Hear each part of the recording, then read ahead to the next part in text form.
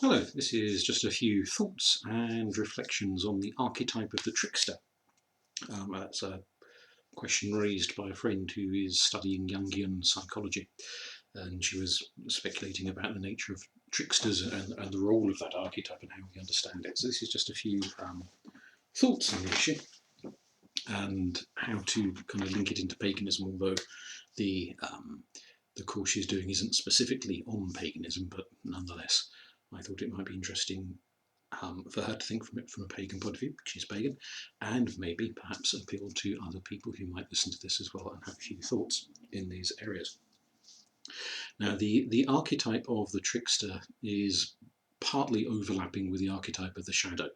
They're not exactly the same thing, but there is a sort of a shared overlap in a Venn diagram of archetypes, in that the shadow is the dark, the outcast, the destructive. The trickster certainly can be those things, but the trickster can also exist in a much more positive light than the shadow tends to be regarded, which I realise is a bit of an ironic thing to say when you talk about shadows and positive light, but there we go.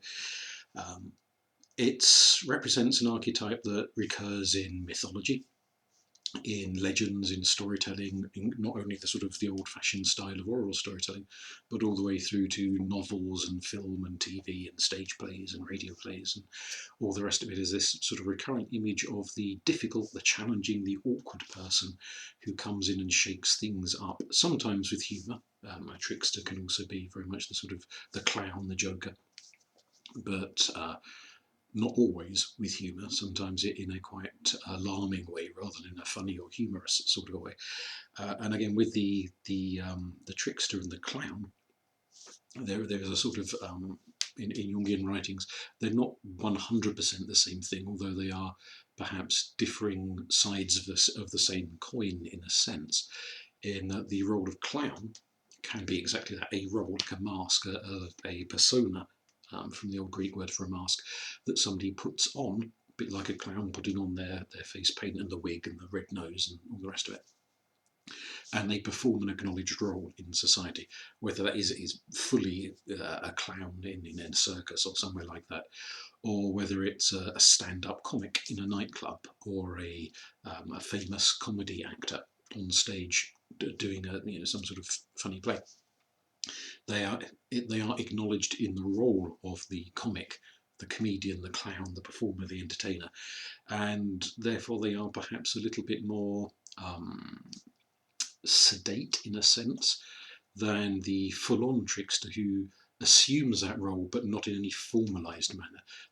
That is simply the function they take on within the community that they're in. They become a trickster, not because anyone's asked them to be a trickster, not because they've been paid to go and perform as a clown in a circus or a comedy act in a nightclub, but they kind of fall into that role in a sense. Some part of them draws them into that role. And so the trickster is more of an alarming character in a sense, because the clown, everyone knows that they're a clown, and so it's an acknowledged function. Whereas you don't necessarily know that a trickster is a trickster in the same sense that when it comes to real life crime, rather than we're talking about archetypes, you probably wouldn't know a con man or a con woman is a con until after they've walked off with your life savings. So you're not forewarned in advance. In fact, the whole kind of, I suppose, raison d'etre is of being a con man or a con woman, is that you're good at putting up a front and pretending you're not a con. You're good at appearing trustworthy. So rather than being seen from a mile off as a trickster, you appear in some other guise, and it's only later revealed that you are actually playing a trick on people. In this case, in the case of a con merchant, a very nasty trick on people. And there are figures like that also appearing in a lot of mythology. An obvious example from Irish myth is Manannán Mac, the god of the sea, who in a number of stories appears as a character who is not revealed as being Manannán until the very end of the story. So for the first part of the story, he's assumed to be somebody else entirely. And it's only at the end of the story he kind of rips off the rubber mask and goes, ha ha ha ha, I'm Manannán Mac. And the role he's been performing all that time is revealed to have been deceptive in some way, not simply because he was pretending to be somebody else, but he's in some sense tricked someone, almost always for a positive reason. That they've gained wisdom as a result of that sort of deception they've been put to, that kind of test or challenge that they've been put to. So it can manifest in that way.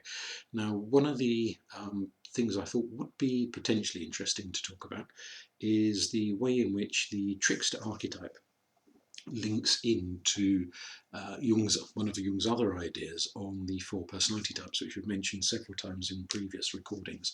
But for anyone who's not listened to those, the lightning quick recap is that he said there are 4 personality types which he bases upon the 4 elemental personality types found in Greek astrology that was popular throughout well, I was going to say the medieval period. It was still being used into the 17th century, and well, actually there are plenty of astrologers around in the world today still using it, but was more mainstream in the 17th century and only began to become seen as a bit of a sideline eccentric subject of study, rather than being presented in the somewhat academic light that astrology was understood as operating within. It was used as a medical diagnostic tool into the 1600s and the 1700s to an extent, although beginning to be dwindling out and replaced by other diagnostic tools. So the terms which Jung used to describe them, whereas astrology talks of the air personality, Jung spoke of the thinking function, the intellectual, the rational, the logical function. And it seems to me that if someone is manifesting the trickster and they have a dominant personality type, it's probable that the trickster, well, if they are the one being the trickster, it will manifest to their dominant personality type. If they're the one being tricked, and the trickster is entering into their life, either in the figure of a dream image or a visionary experience, a spiritual experience, or they keep attracting through that process of an antodromia people into their life, playing tricks upon them, as this archetype is kind of banging at the door of consciousness, saying, let me in, acknowledge me in some way. When it comes into their life in that way, I think it's more likely to manifest in their passive personality type, their least dominant personality type. And Jung's argument is that the set of 4 personality types comes in 2 pairs, polar opposites. And so if one is dominant, so if the thinking function is dominant, then its polar opposite will be the more passive function, the underdeveloped one, which in this case is what the astrologers call the water personality, and what Jung calls the feeling personality. So you'll have one dominant and the other more hidden away and repressed and underdeveloped.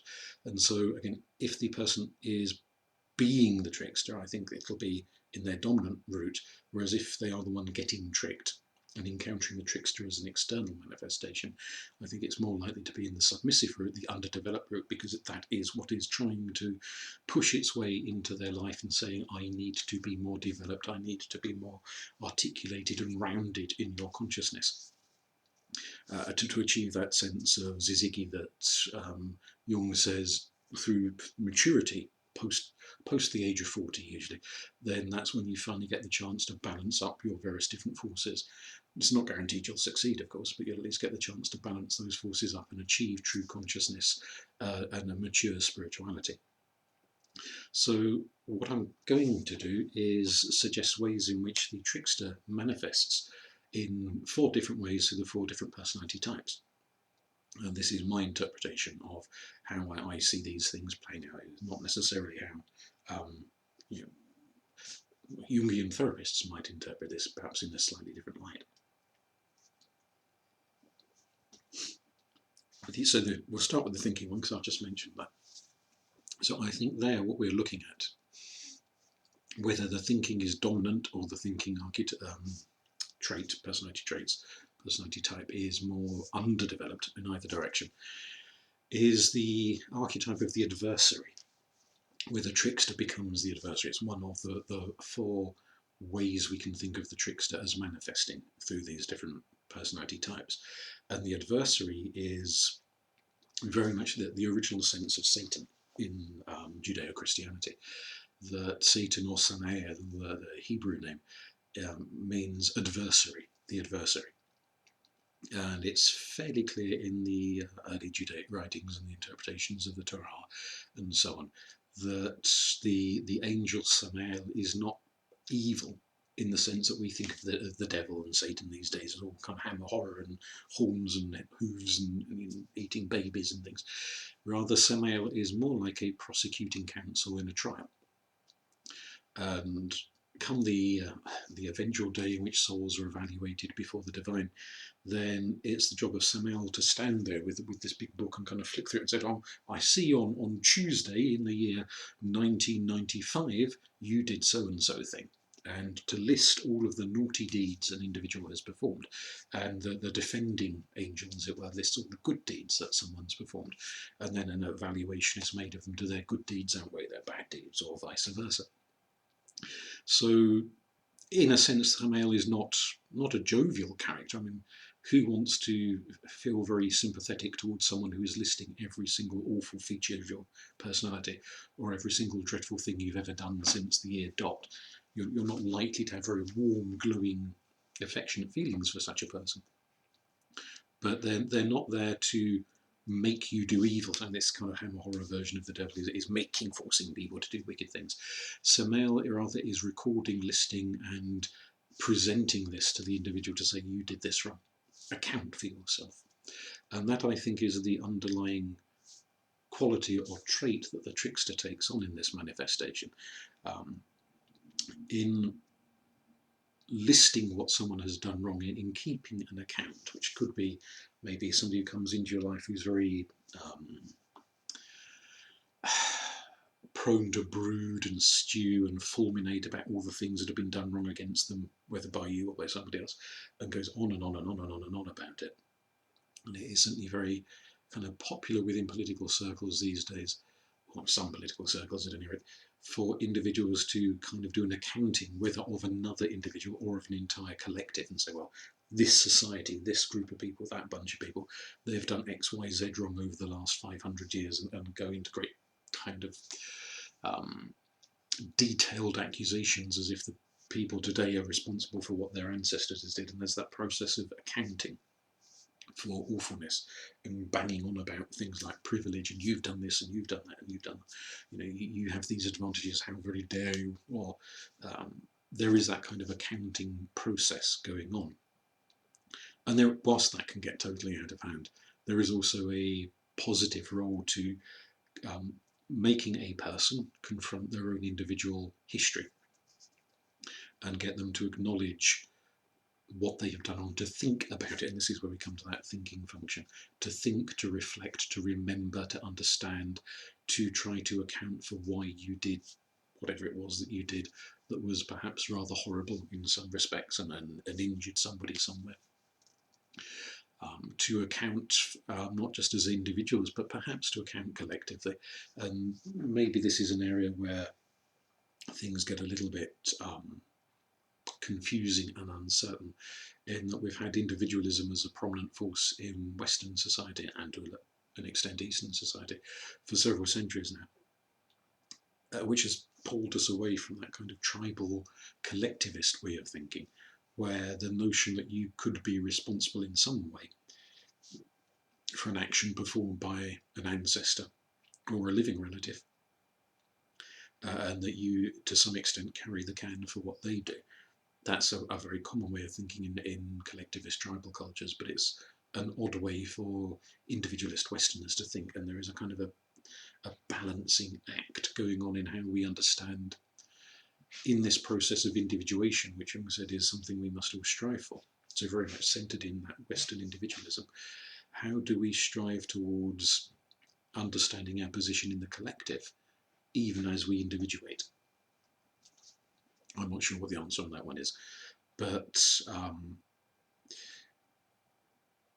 it can operate in a variety of ways. I sort of mentioned politics already, but religious accounting. I think these very puritanical communities where someone's not necessarily an angel descending to present the litany of your sins, but there's whether a pastor, a minister, a priest, or the nosy old trout who sits on the back pew, who is more than willing to stand up and list your wrongdoings in front of others and hold you up to a sense of shame. Why did you do this? Why did you lie, cheat, steal, assault, murder? Why did you do X, Y, Z? And that need to then account for sins, for weaknesses, for moral wrongdoings, whether in the religious context or in a political context or maybe a relationship context or any other setup where an individual is recounting their, or is being made to face up to their shortcomings, perhaps. Why are they being made to face up to their shortcomings? Perhaps because this part of them is not developed or evolved in their consciousness. The thinking function rather is not prominent, and so they don't spend much time thinking about what they've done. They're too busy doing it to be thinking about it. And maybe also to an extent, if the feeling function is overdeveloped and the thinking function underdeveloped, then someone can be so busy wallowing in their own emotions and their own sort of sea of self-pity and so forth, that they give very little consideration to the impact they have on other people, because they're much too busy thinking about the impact other people have on them. And so that thinking function comes in and demands rationality, logic, accountability, the listing of facts rather than of feelings. You have done this, whatever you felt at the time, this is actually what you did. Let's pay attention to that. And so that takes on a role of prominence in and of itself. If we flip more to someone where on the other side, so we're thinking, how does the trickster play out in the feeling type of personality? Then, as my suggestion in this case, is through the idea of the outcast, of someone who is on the outsides of society. Now, part of the idea of the trickster is that role, that function, is testing social boundaries. There are boundaries defined in any group, in any society. There are boundaries beyond which you're not meant to pass. And the trickster exists at that liminal state where it's right at the edge, right at the boundary, with maybe 1 foot this side of the boundary and 1 foot that side of the boundary. And it's always a bit like a stroppy teenager pushing the rules. It's always pushing at the boundaries to see if those boundaries can be moved or changed, or they need to be reinforced or rethought, reconfigured. It's forever asking awkward, difficult questions. The outcast is someone quite on the other side of that boundary. We can certainly make the argument, people who aren't at all Jungians, like Judith Butler, explore this idea, not in the Jungian context, but in the notion that every society has its outcasts. The homeless, the underclass, the downtroddens, the Dalits in India, the various groups who are really kind of at the bottom of the heap, who are seen as, well, almost past the point of help in a sense, that they are the individuals you cross the street to avoid, because you think they're dangerous. Sometimes, of course, they may be, but they are seen as frightening or alarming. Think, for example, I was listening to somebody talking about going to California some while ago now, and they were talking about seeing a hell of a lot of homeless people, some of whom were very, very drunk, and some of whom had very clear mental health crises, breakdowns, ranting and raving. And part of her wanted to help, but a much larger part of her was shit scared. She was quite frightened by what she was seeing, and thought, well, if I go over to help, are they going to attack me, stab me, beat me up, do this, do that, do the other? And some of them might well have done, of course, because that is always a risk you take. So this is not necessarily about bigotry and prejudice, imagining someone is bad when they're not, because the person who is outcast might be quite a genuine threat in some capacity, but equally they may be slandered, they may be having an unfair reputation heaped upon them, so it can go in either direction. But the key here obviously is common sense about trying to help without getting stabbed to death in the process of trying to help somebody else. So to identify the role of the outcast. Now, whether that's the individual keeps bumping into people who are completely outcast, or whether we're thinking fictional outcasts in myths and legends and stories and one thing and another. So you've got Robin Hood off in the woods, the criminal, the outcast, the wolf's head who lives in the forest, but is a very valued outsider in that instance because of, well, valued by the very poor with whom he shares the money he's robbed off the very, very rich. He's not valued clearly by the very, very rich who are getting robbed. But you've also got lots of sort of dark, sinister, frightening figures who fit into this outcast role, who are beyond the pale, beyond the bounds. And the problem here is, as a notion of something that's very undeveloped, the feeling function is about caring, about nurturing, about embracing both yourself and your own emotional needs, but other people's emotional needs, about valuing others. And so where the feeling function is undeveloped, there's a real difficulty in embracing others, in loving them and in valuing them and kind of taking them in. So you think all the stories centered around Christ about him working with the lepers and the prostitutes and the tax collectors and all the people whom nobody else much liked and spat upon and were afraid of in some shape, form or capacity. That is trying to address the outcast archetype, to embrace it, to develop the feeling function, to bring in those who have been pushed out. And it may be that the individual themselves feels pushed out, or it may be their capacity to love is so underdeveloped that there are many people in their life who are being pushed out rather than valued and wanted and brought in. And so the challenge can be about, in terms of understanding how that trickster works, that frightening, difficult, awkward, challenging figure who is not simply on the boundaries but way past the other side of the boundaries, who's out beyond the pale. How can they be brought in? How can they be integrated? Or if this is in the sense of a dream image, something in that vein, maybe the outcast represents some aspect, some quality, some trait, some part of the individual that they have thrown out beyond the pale. Very much the shadow kind of idea, cast out into the darkness, and that needs to be brought back into consciousness. Some worth found in it, some value found in it, because there is, maybe that figure has become so disturbing and frightening and alarming because they receive so little love, so little support, so little sense of being valued or wanted that they have fallen apart. Which doesn't guarantee you can glue everyone back together again. Of course, some people maybe are so fallen apart they never will be glued back together again. But at least in the examples we're giving here, that it's worth trying, in a sense. It's worth trying to work on that and develop that. So the other two personality types, sensation and intuition.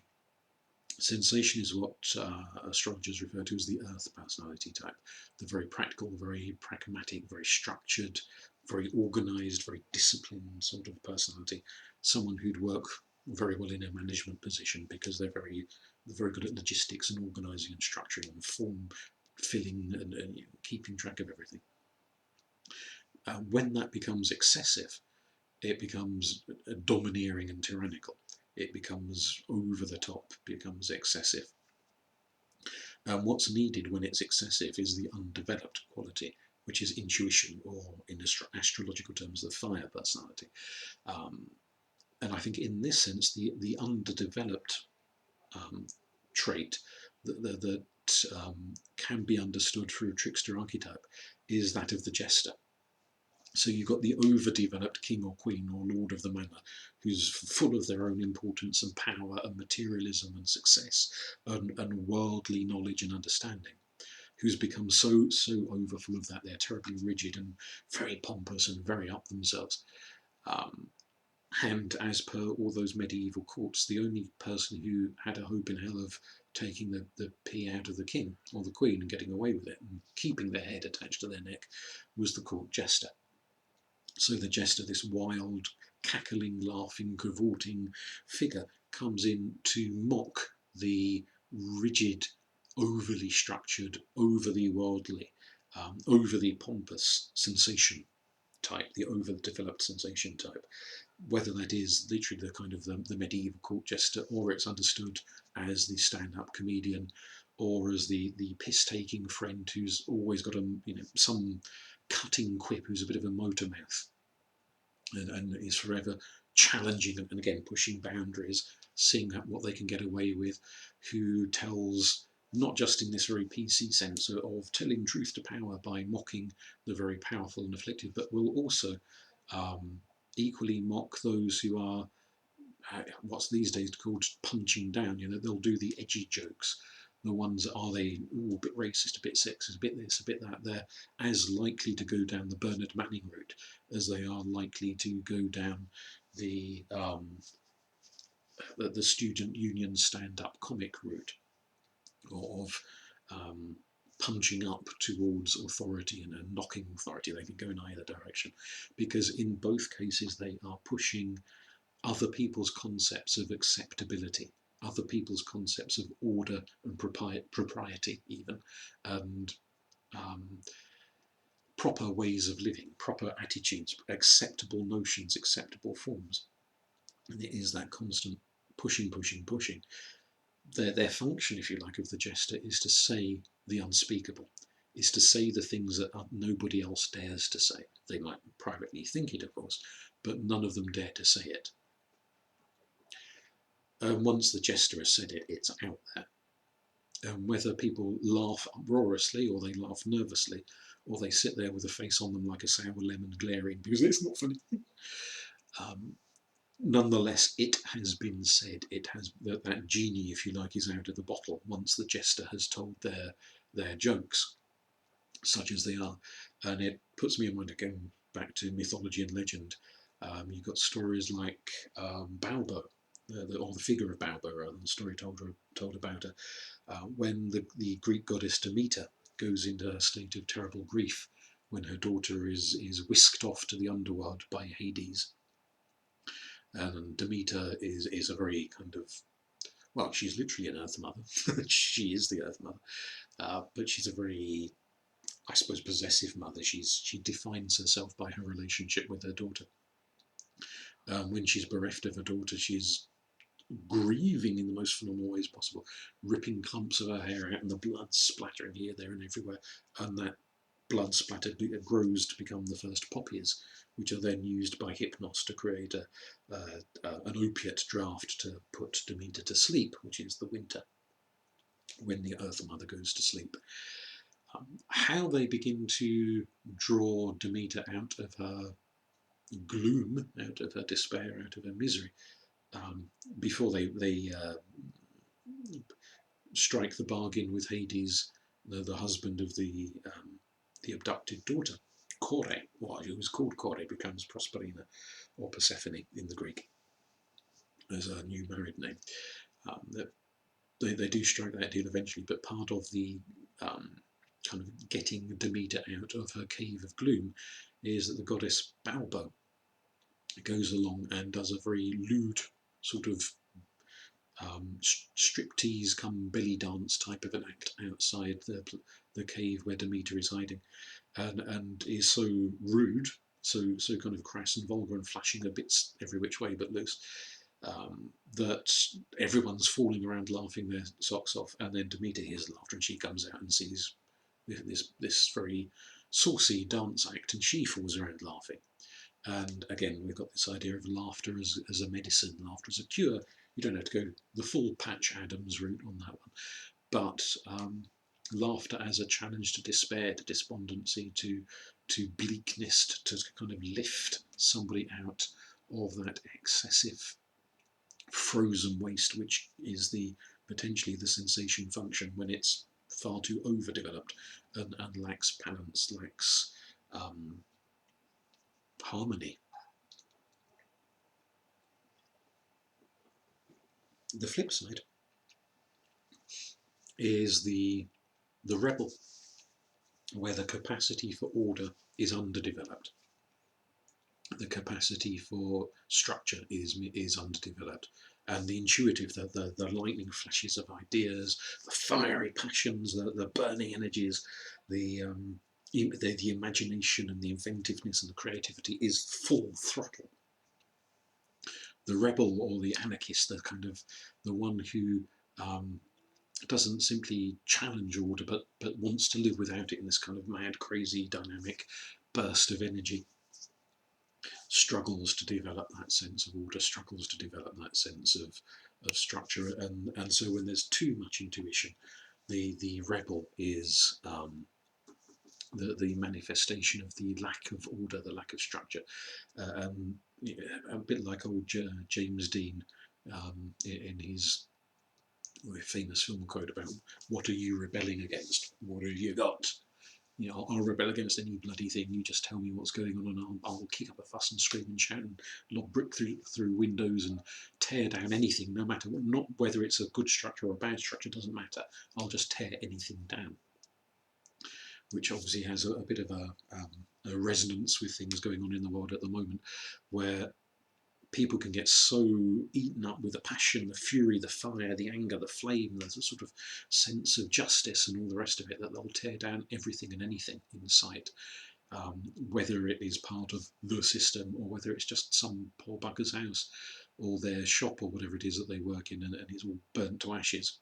Someone who's probably as poor as anyone else and struggling to get by, and everything they own is reduced to ashes by someone who is just eaten alive with this firebrand mentality, because they lack the structure, they lack the format, the capacity to see the benefit of structure. And so they just want to burn, burn, burn, and see the whole world burn down until all they've got left is ashes, cold, dead ashes to sit in.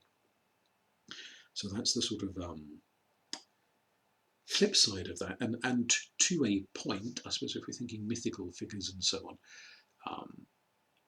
Loki is a very, very interesting character in that he embodies this very idea of innovativeness, which is part of the rebel kind of coming up with challenging them. Why do we have to do this? Why do we have to do that? Why can't we do things differently? Suggesting ideas, innovating them, and so on. He is that kind of conveyor of that human capacity for innovation and inventiveness and doing things differently, doing things in a whole new light, in a whole new way. But sometimes it can feel like someone who is rebelling and tearing things down for the very sake of rebelling and tearing them down, without any sense of something better to replace them with. So it's not necessarily always for to replace that which is bad with that which is good. Sometimes it can be so busy tearing everything down that the good gets ripped down as rapidly as the bad gets ripped down. And something that's perhaps noticeable lately with a lot of political ongoings is that someone who was the doyen of the rebels yesterday can fall prey to the rebels today. So yesterday's heroes and heroines are today's villains. Someone who was seen as revolutionary and radical, I suppose an example of this would be perhaps somebody like Germaine Greer, who was in her younger days lauded as the sort of the voice of feminism, as the radical rebel challenging male dominance and shaking the world up, and she was the cutting edge one. And now you've got lots of groups of mostly younger feminists, not all of them, some including middle-aged and older ones, but mostly younger feminists, particularly online, condemning her for not being radical enough, for not embracing their thoughts and views around issues like transgenderism and other subject matters. And so to them, she is now the establishment that needs to be ripped down, even though 5 minutes earlier she was the one doing the ripping down of the establishment. And that sense that in any kind of rebellion that is so busy tearing down they never build up, that as soon as one person stands up and says, I've got a good idea, let's do this, their good idea lasts about 5 minutes until it too is ripped down. And so far from replacing the corrupt with the better, you replace the corrupt with nothing.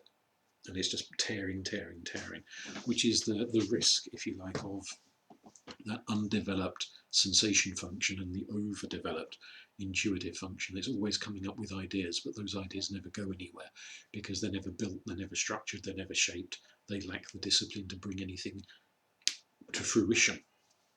And so they have a fantastic idea that lasts 3 minutes and is forgotten about and torn down in the next wave of burnings and rebellions and so forth. Those are the kind of 4 ideas that I thought were worth flagging up. Wrapping around this to some extent is an idea from a Russian literary theorist and philosopher called Mikhail Bakhtin. Bakhtin proposed, having analysed various books like books by Rabelais and people like that, that there was a sort of literary genre. Now, he was talking in terms of literature, he wasn't thinking in the kind of areas I've been witching around so far, but he was talking about this notion he called carnivalesque. So he looked at various different literary works and some paintings and so on. And the works he was looking at were depictions of carnival, like the Venice Carnival and things like that. Books with quite a bawdy element to them, quite a riotous sort of celebratory element. And he was saying that both in literature and in music and in art, and you wait long enough in cinema and so on as well, there is a celebration of the carnivalesque as well as in daily life. The carnival becomes its own form of art, and there's no end to carnivals in Rio de Janeiro and the big carnivals in London and all the rest of it. There are certain features that he describes which are classed as carnivalesque, which doesn't mean that every single carnival will go quite the full throttle, but will have elements in it, which fits in as part of this kind of trickster idea. So he breaks the carnival atmosphere down into 4 elements. It's that number again of 4, keeps cropping up. The carnival is about the celebration of freedom, that for that night, or however long the carnival lasts for, you can sing and dance and jump up and down, and you don't have to think about work. You can get bladdered and have a massive hangover. You can stuff your face. You can dress in the most crazy, ludicrous, bizarre costumes and run through the streets singing and dancing and cheering, and it's all fun and it's all games, and there's a real sense of letting rip. Of course, in a couple of months' time, we've got December, and for pagans, or at least some types of pagans, we remember back to the times of the Saturnalia in ancient Rome and spread throughout the Roman Empire, and those ideas and notions of Saturnalia being absorbed into many other cultures that the Romans encountered, including eventually into Christmas. And so a lot of our traditions at Christmas have their roots in the Saturnalia practices, which could be quite righteous and involve lots of boozing and stuffing faces, exactly like modern day Christmas does, and sort of letting rip a bit, kind of doing stuff you don't normally get the chance to do. So another aspect is that very kind of weird, strange, odd behaviour. Lots of blurring of boundaries, and so you get men dress as women and women dress as men. Quite a kind of British pantomime thing, pantomime dames and principal boys is very much an example of carnivalesque. And the panto dame, who is just not simply dressed as a woman, but the most bizarre, wildly over-the-top woman you could imagine, with clown makeup virtually, and the most weirdest, horrendously uncomfortable costumes that the famous exponents of panto dames like Christopher Biggins and John Inman had the most sort of weird and wacky costumes. Very much part of that carnivalesque tradition where everything is completely over the top, highly exaggerated beyond all proportion. And people get to do all sorts of weird and strange things in terms of the dropping their day-to-day roles and taking on this alternate role of being recording.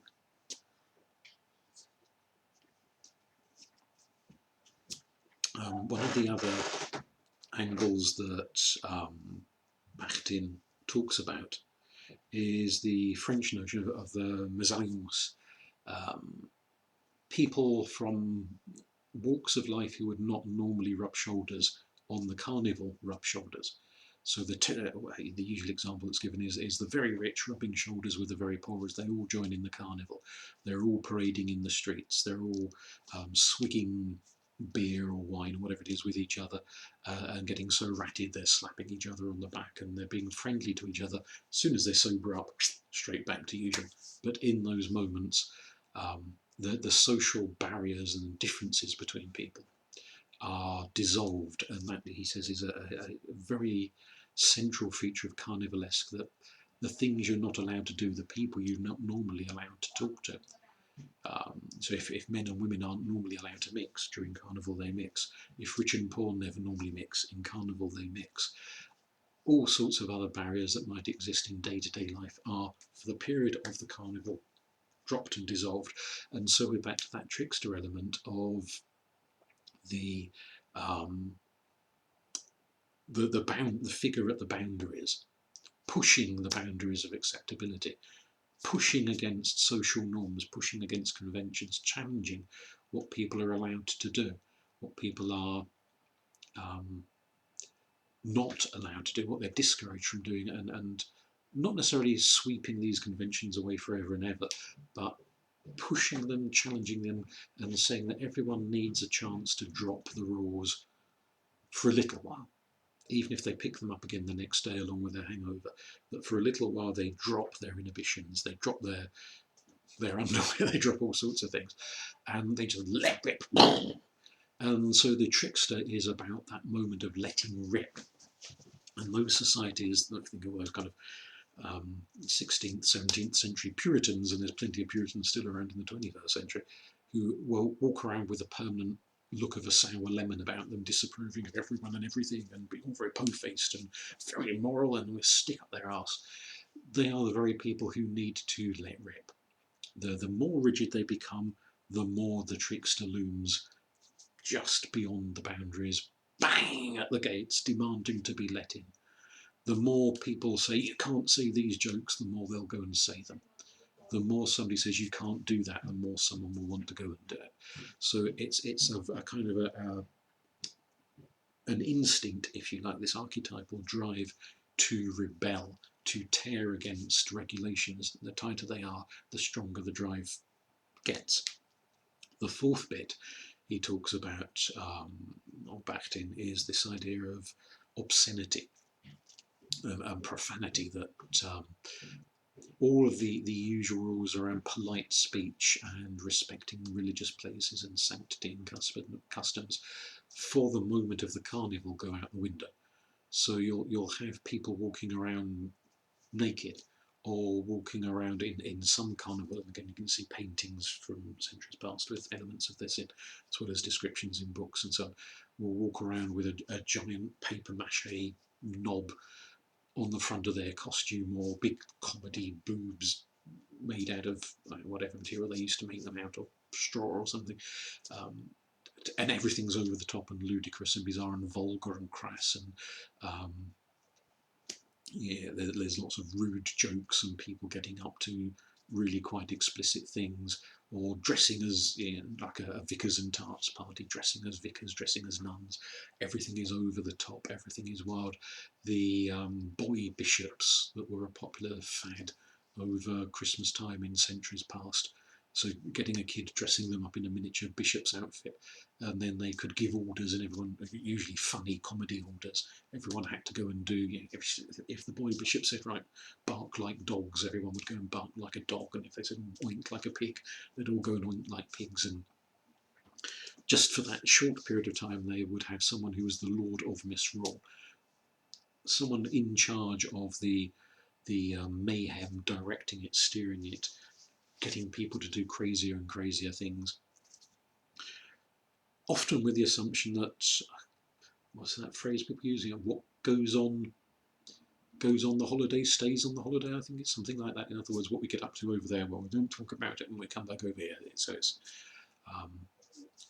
I've heard actors say, what goes on tour stays on tour, and is not talked about when you get back home, and is not acknowledged later on. And there's that same element to carnivalesque, that during those brief periods, what you get up to is not held against you afterwards. and you're not reminded of the embarrassing, silly, bizarre things that you did. Perhaps particularly in those societies like the ancient Romans, who put tremendous emphasis on dignitas. If you were an upper class citizen, you'd be terribly dignified. And I dare say there were some people who were so stuck up their own dignitas they would never see the light of day again. To a degree, the notion of the orgy, the festival, which orgies weren't just non-stop sex, it was music and entertainment and drinking and partying and all sorts of other things as well as the sex, as a sort of an antidote to that overly staid, overly pompous, overly self-regarding need for constant dignity all the time. But again, with the idea that things should not be held against the individual later. So it's that kind of weaves its way both through myths and legends and stories and ritualistic forms of carnivalesque times when people let rip and give vent to the chaos and the mayhem and the mischief that they need to, which is a difficult thing to do if you are, like some of us, quite uptight and inhibited normally. Getting into the right frame of mind where you can go a bit way is a bit of a challenge. If it's too controlled, there is an argument, as again a literary theorist, some philosopher and thinker, an English one this time rather than a Russian one, Terry Eagleton, who points out that authority can subvert the carnival, deliberately so, maliciously so. It's an idea you also get from another philosopher, Slavoj Žižek, where he's not talking about carnivalesque, he's talking about rebellion. So very Trickster there. That rebellion is subverted by the capitalist system. Now, Žižek is very Marxist. Funny man, which is unusual for a Marxist because most of them don't have any sense of humour that I've met. He's a very funny man. And to give an example, he talks about the way in which rebellion becomes commodified. So you want to go on your Extinction Rebellion march, or your Women Take Back the Night march and stick it to the patriarchy and all the rest of it. And in the process of declaring your rebellion to the world, you buy your t-shirt with the slogans on it, you buy your tote bag with the, say, the Extinction Rebellion logo on it, you buy all the look, you buy the look. And that's the triumph of capitalism. It sold you rebellion. So you want to put on your Guy Fawkes mask from the V for Vendetta film and walk around being very anonymous and chanting about bring down the system and all the rest of it. Who made your V for Vendetta mask? Who made your t-shirt with your feminist or ecological or whatever it is, Marxist something or other, the slogan on it? Who made your tote bag with the emblems on it? There's a fair old chance, says Žižek, that in wearing the t-shirt with a feminist slogan, it might have been made by a 7-year-old girl in a sweatshop in a foreign country, having 7 shades knocked out of her by the supervisor if she doesn't stitch fast enough. Is that feminism? Fuck is it? But the Westerner wearing it feels raw, but without the context and the understanding of where it's come from. You want to take a photo of yourself attending a political march, saying, aren't 17th century slave owners wicked and terrible, let's tear down their statues, and take selfies of ourselves doing it raw on mobile phones created with minerals mined by 6-year-olds in the Congo. Do their Black Lives Matter? Obviously not. So child slaves creating a device which is then used to rail against slavery. Žižek is talking about this whole sense in which you try and undermine and rebel and challenge and tear down, but the system in place, the power structures in place, are not just 1 step ahead of you, they're 5 steps ahead of you. They've worked out how to commodify and sell your rebellion to you. So you think you're being all rah, rah, rah, and they're sitting there making a shed load of money out of it and laughing up their sleeves. And the system, far from being torn down, rolls on. And in a similar way, Eagleton is saying that where a carnival is staged, given sanction and permission, because obviously you need permission from the police and all the rest of it, if you're going to have an actual carnival march through town, and a parade with stands and stalls and you know, lorries decked out with weird and wonderful things on them. You need the permission of the authorities to do that. As soon as the authorities take charge and it becomes a managed event, the health and safety regulations all ticked off and all the rest of it, it ceases to be carnival. It may be loud, it may be colourful, it may be having fun costumes and people having a way old time, but it's not a rebellion because it's controlled. And you can't have controlled rebellion. It's an oxymoron. Rebellion by its nature is letting rip, doing things you're not meant to do. Sticking two fingers up at the hierarchies of your society and saying, I know you don't want us to do this thing, that, say the other way, we're going to do it. And going crazy for a short period of time before you resume your position in the structures of society. The instant that becomes controlled and regulated, it ceases to be true rebellion and therefore ceases to have the effect that a true carnivalesque atmosphere would have if it had that kind of unrestrained, rebellious chaos to it. I mean, we can think, going pagan examples, go back to the ancient world, the ancient Greeks. You had the Bacchae,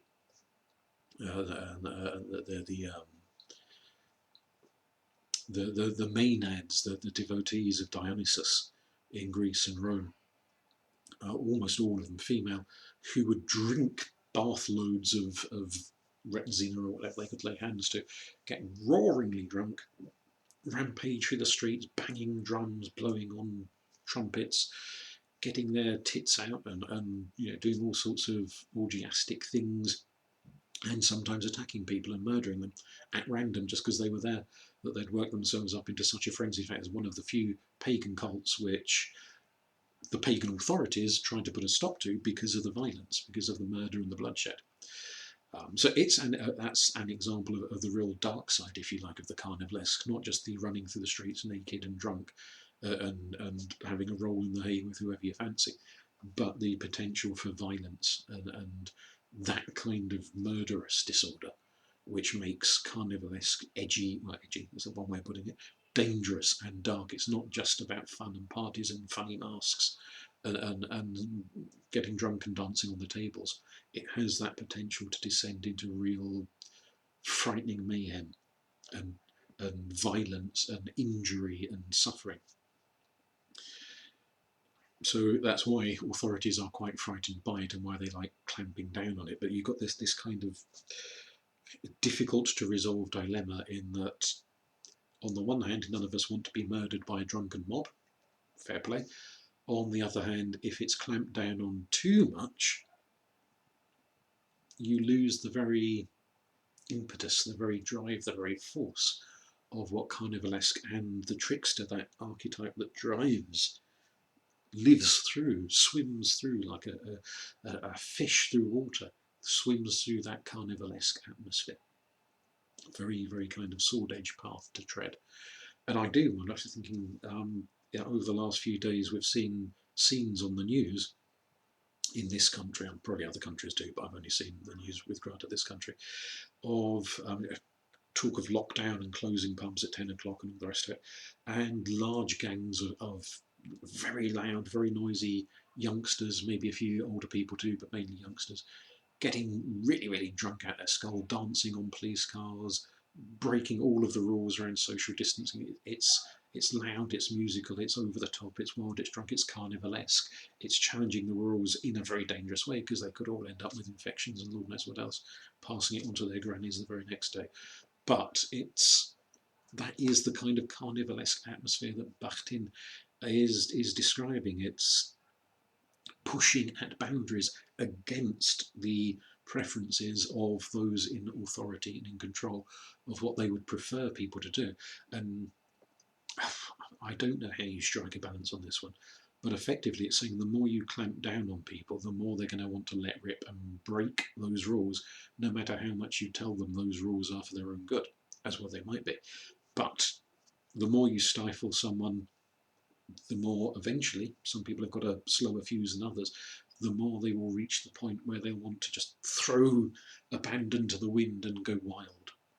And the trickster, it's that Dionysiac urge to go wild, to dissolve boundaries and barriers, which is why, of course, perhaps Dionysus, well, I say perhaps, I'm pretty damn sure it is, why Dionysus is the god of wine, and why you can find comparable figures in many religious cultures connected to wine, to beer, to mead, to various different alcoholic substances.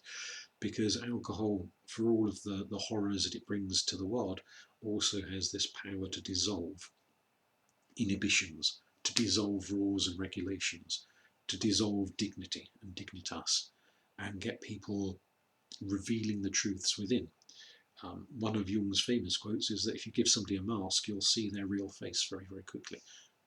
Something to put over their face, their true self comes out, which again is part of Bakhtin's argument around the carnivalesque, that a lot of carnivals involve dressing up in funny costumes, putting on funny masks. And when no one knows who you are anymore, you can do what the hell you want, because that sense of being held accountable for what you do dissipates in the madness of the moment. And so someone who is normally terribly staid and dignified, who secretly wants to get drunk and snog someone, will go and do it.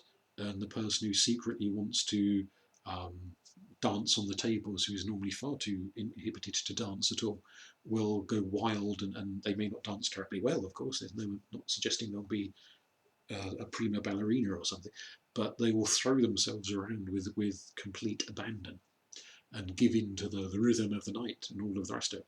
So it's about revealing that which is behind the rules, behind the masks, behind the structures, behind the public persona, behind the day-to-day necessities of behaving yourself in order to make ends meet and put food on the table and pay the rent and do all the things we have to do. So there is a need. The more rigidity you have, the more you need the trickster. That could be, from a pagan point of view, incorporated into the ritual calendar. It was in the ancient world, in many, many parts of the world. Is that something we need to give 21st century attention to?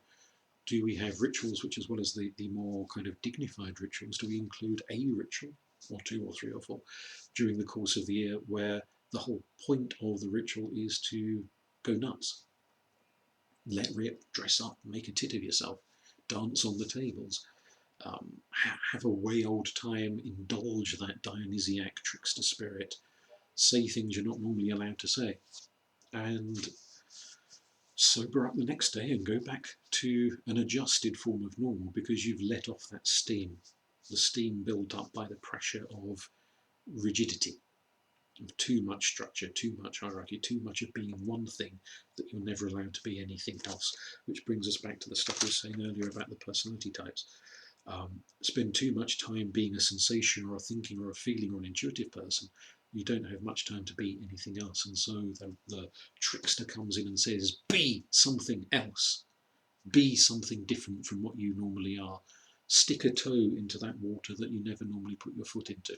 Be something different. Expand. That's what it's there for. But I've whittled on quite enough, and I think this is probably way more than was initially asked of me to talk about in this area. But hopefully some of it might stimulate thought, and you might agree, you might think I'm talking absolute crap, but you know, some feedback would be useful. And if there is any other angle on Jung or anything related for that matter, do say, and I'll include chat about that at some point in the future with a podcast. Thank you.